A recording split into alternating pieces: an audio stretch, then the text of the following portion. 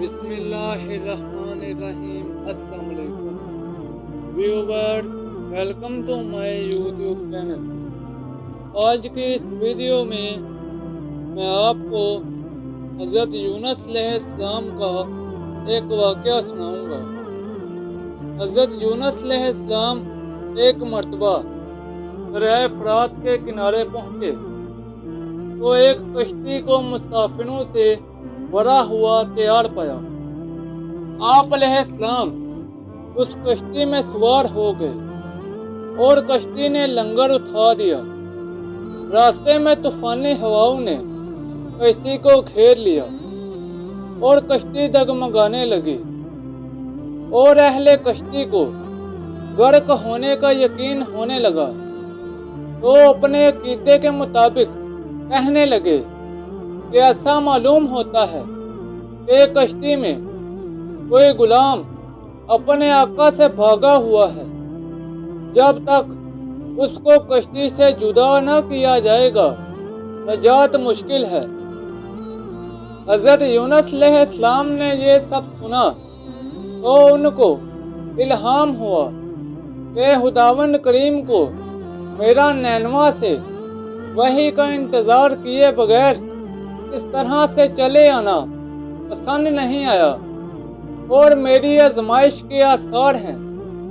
یہ سوچ کر انہوں نے اہل کشتی سے فرمایا، وہ غلام میں ہوں جو اپنے آقا سے بھاگا ہوا ہے، مجھ کو کشتی سے دریا میں پھینک دو۔ مگر ملاح اور اہل کشتی ان کی پاک بازی سے اس قدر متاثر تھے کہ انہوں نے ایسا کرنے سے انکار کر دیا اور آپس میں یہ طے کیا کہ قرآن اندازی کی جائے۔ چنانچہ 3 مرتبہ قرآن اندازی کی گئی اور ہر مرتبہ حضرت یونس علیہ السلام کے نام پر قرآن نکلا۔ اب مجبور ہو کر انہوں نے حضرت یونس علیہ السلام کو دریا میں ڈال لیا، جہاں وہ خود دریا میں کود گئے۔ اسی وقت اللہ تعالیٰ کے حکم سے ان کو مچھلی نے نگل لیا۔ مچھلی کو حکم تھا کہ صرف نگل لینے کی اجازت ہے، یونس علیہ السلام تیری غذا نہیں، اس لیے ان کے جسم کو کوئی تکلیف نہ پہنچے۔ حضرت یونس علیہ السلام نے جب مچھلی کے پیٹ میں خود کو زندہ پایا تو بارگاہ الہی میں اپنی ندامت کا اظہار کیا کہ کیوں وہ وحی الہی کا انتظار کیے بغیر اور رب العالمین سے اجازت لیے بغیر امت سے ناراض ہو کر نینوا سے نکل آئے۔ وہ اس طرح سے دعا گو ہوئے، اے رب العالمین، تیرے سوا کوئی معبود نہیں، تو ہی یکتا ہے، میں تیری پاکی بیان کرتا ہوں۔ بلا شبہ میں اپنے نفس پر خود ہی ظلم کرنے والا ہوں۔ خداوند کریم نے حضرت یونس علیہ السلام کی درد بھری آواز سنی اور توبہ قبول فرمائی۔ مچھلی کو حکم دیا کہ یونس علیہ السلام کو جو تیرے پاس ہماری امانت ہے اگل لے۔ چنانچہ مچھلی نے ساحل پر حضرت یونس علیہ السلام کو اگل لیا۔ حضرت عبداللہ بن مسعود رضی اللہ تعالیٰ عنہ فرماتے ہیں کہ مچھلی کے پیٹ میں رہنے کی وجہ سے ان کا جسم ایسا ہو گیا تھا جیسا کہ پرندے کا پیدا شدہ بچہ کہ جس کا جسم بے حد نرم ہوتا ہے اور جسم پر بال تک نہیں ہوتے۔ غرض حضرت یونس علیہ السلام بہت ہی نحیف و ناتواں حالت میں خشکی پر ڈال لیے گئے۔ اس کے بعد اللہ رب العالمین نے ان کے لیے ایک بیل دار درخت اگا دیا جس کے سائے میں وہ ایک جھونپڑی بنا کر رہنے لگے۔ چند دن کے بعد ایسا ہوا کہ حکم ربانی سے اس بیل کی جڑ کو کیڑا لگ گیا اور اس نے जड़ को काट डाला। जब बेल सूखने लगी तो हजरत यूनुस अलैहिस्सलाम को बहुत गम हुआ। तब रब्बुल आलमीन ने वही के जरिए उनको मुखातिब किया और फरमाया, यूनुस, तुमको उस बेल के सूखने का बहुत रंज हुआ जो एक हकीर सी चीज है, मगर तुमने ये न सोचा कि नैनवा की 1 लाख से ज्यादा आबादी जिसमें इंसान बस रहे हैं और उनके अलावा जानदार भी आबाद हैं, उसको बर्बाद और हलाक कर देने में हमको कोई नागवारी नहीं होगी। और क्या हम इनके लिए इससे ज्यादा शफीको मेहरबान नहीं है जितना कि तुझको उस बेल के साथ उन्स है जो तुम वही का इंतजार किए बगैर कौम को बददुआ करके उनके दरमियान से निकल आए।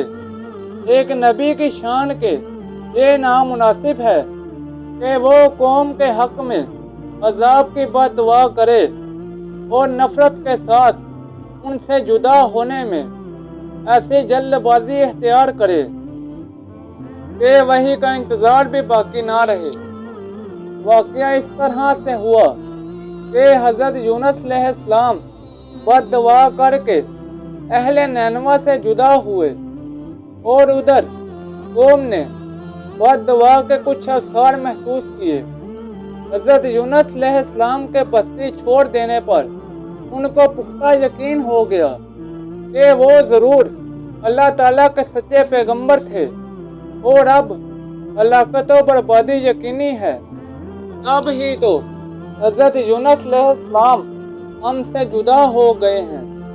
ये सोचकर फौरन बादशाह से लेकर राया तक सबके दिल खौफो दहशत से कांप उठे और हजरत यूनुस अलैहिस्सलाम की तलाश करने लगे ताकि उनके हाथ पर इस्लाम की बैत करें और साथ ही तमाम के तमाम अल्लाह रब्बुल आलमीन की बारगाह में तौबा और इस्तगफार तशूश से करने लगे और हर किस्म के गुनाहों से गुनाहकश होकर आबादी से बाहर मैदान में निकल आए, हत्ता के चौपाइयों को भी साथ ले आए और बच्चों को माओं से जुदा कर दिया और इसी तरह दुनिया से कट कर बारगाह इलाही में गर्जाओ जारी करते और मुतफिका बुलंद आवाज से ये इकरार करते रहे, ऐ हमारे परवरदिगार